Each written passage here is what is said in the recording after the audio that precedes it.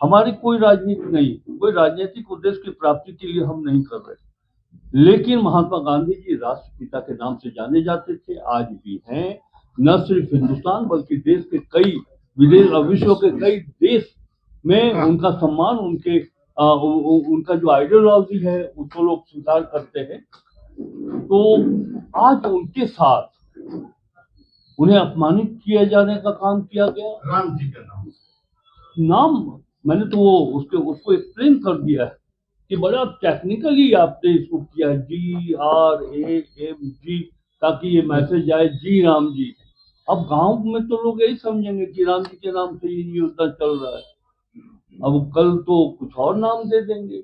ये मेरा मेरा मेरा ये कहना है कि भाई नाम मत बदलिए, जो उसमें त्रुटियां हैं, जो कमजोरियां हैं, जो आपको कमी नजर आई है, आप उसमें सुधार लाइए ना।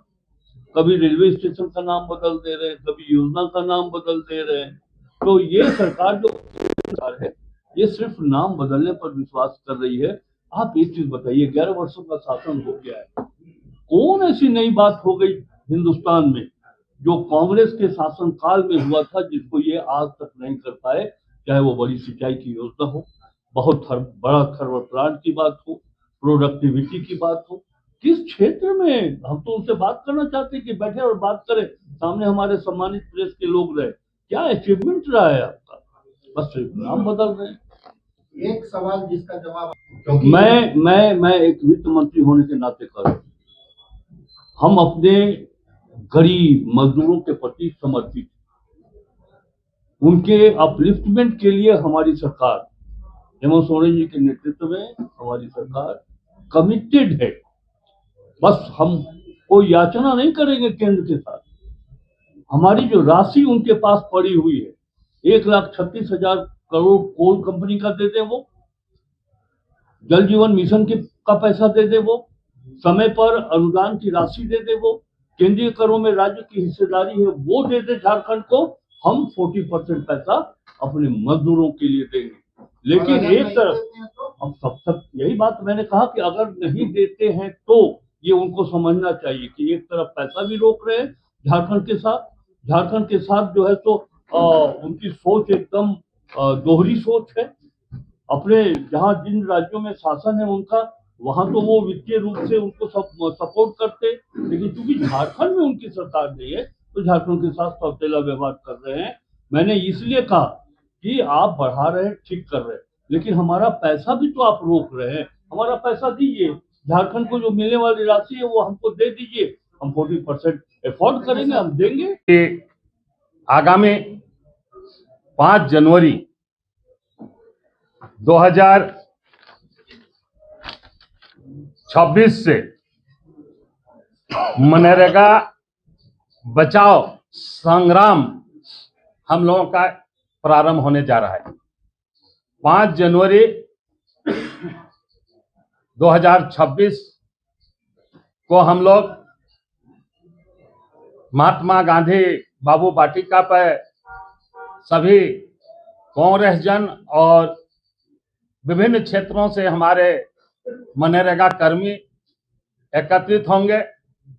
हम लोग शपथ लेंगे और उसके बाद वहां से पैदल मार्च लोक भवन यानी राजभवन तक हम लोग जाएंगे और वहां एक सभा भी होगी जिसको हमारे प्रदेश के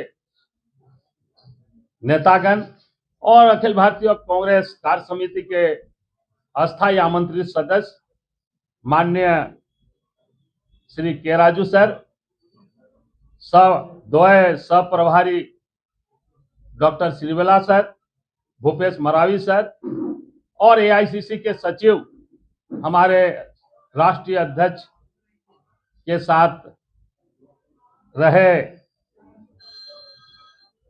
श्री प्रणव झा जी उपस्थित रहेंगे। आप सभी जानते हैं कि मनरेगा का नाम बदल दिया गया है और ये सिर्फ बदलाव नहीं बल्कि ग्रामीण भारत के अधिकारों पर सीधा हमला है। और 125 दिन के जो रोजगार देने की बात है वह भी भ्रामक है, क्योंकि केंद्र ने बजट में काफी कटौती की है।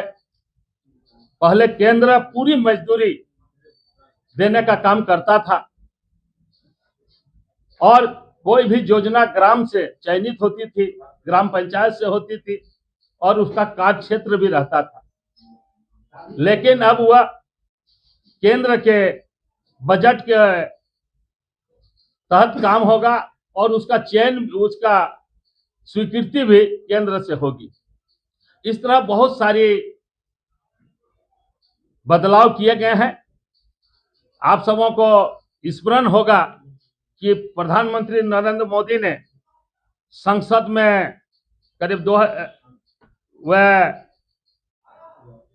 28 फरवरी 2015 को कहा था कि मनरेगा यूपीए सरकार की विफलताओं का जीता जागता स्मारक है, और ये उन्होंने इसकी काफी आलोचना की थी।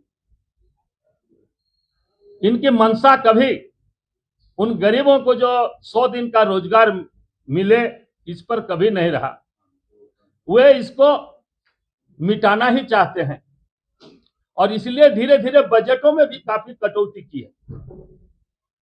तो आज जो कोरोना काल में एक संजीवनी का काम किया और हमारे मनरेगा मजदूरों को काफी लाभ हुआ, पलायन हमारा जो है रुका, और ये एक काम का अधिकार था जो कि नए बदलाव में वह चीज नहीं है जिससे हमारी बेरोजगारी बढ़ेगी। ग्राम सभा